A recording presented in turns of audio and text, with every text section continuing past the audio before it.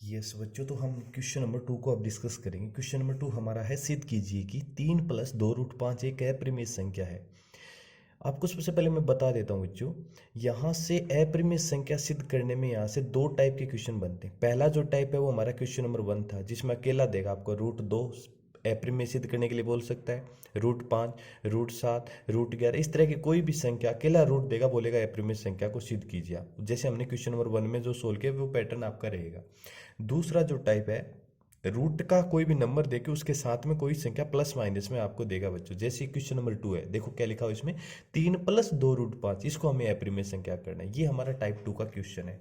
तो देखिए बच्चों, इस टाइप का अगर क्वेश्चन आए तो कैसे सॉल्व करना है आपको।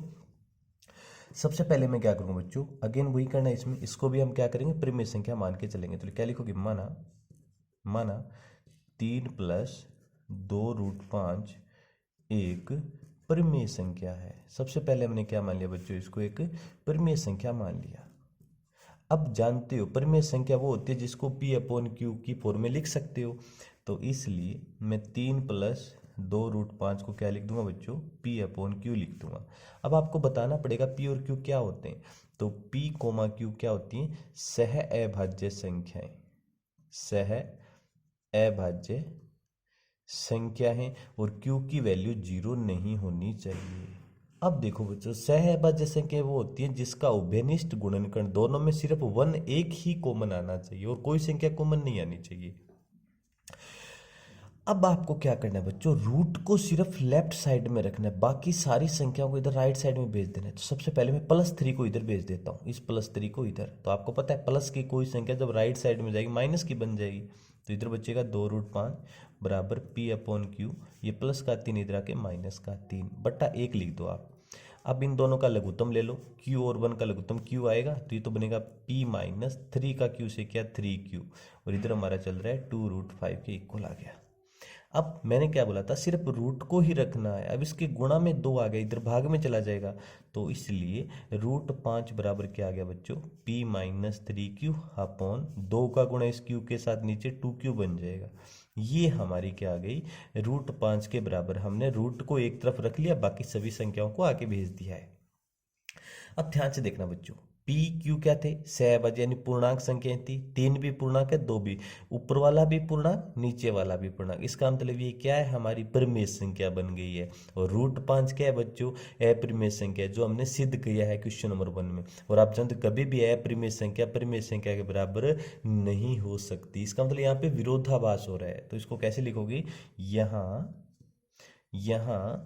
P, Q, 2, 3 क्या है बच्चों, पूर्णांक हैं, पूर्णांक हैं।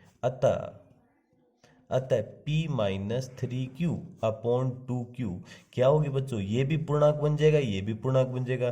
तो एक परिमेय संख्या है, एक परिमेय संख्या है। लेकिन हम जानते हैं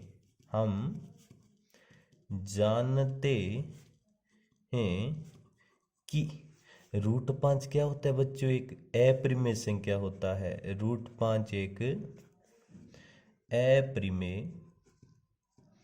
अपरिमेय संख्या है। इसका मतलब √5 तो अपरिमेय है, ये वाली हमें पता है परिमेय है, और अपरिमेय कभी परिमेय के बराबर नहीं हो सकती, जो कि हमारी अवधारणा का विरोधाभासी है। हमारी अवधारणा का विरोधाभासी है। विरोधाभासी क्योंकि हमारी अवधारणा से ये परिमेय संख्या आना चाहिए √5, लेकिन √5 तो अपरिमेय संख्या होता है।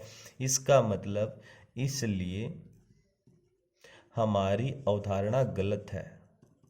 हमारी अवधारणा क्या होगी बच्चों, गलत है। और हमारी अवधारणा क्या थी, हमने इसको परिमेय संख्या मान के चले थे 3 + 2√5 को, वो गलत है।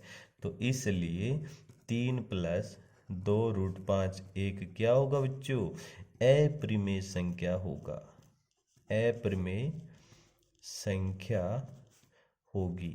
ये आपका कंप्लीट सॉल्यूशन आ गया बच्चों। क्लियर बच्चों? हो कि वेलकम डियर।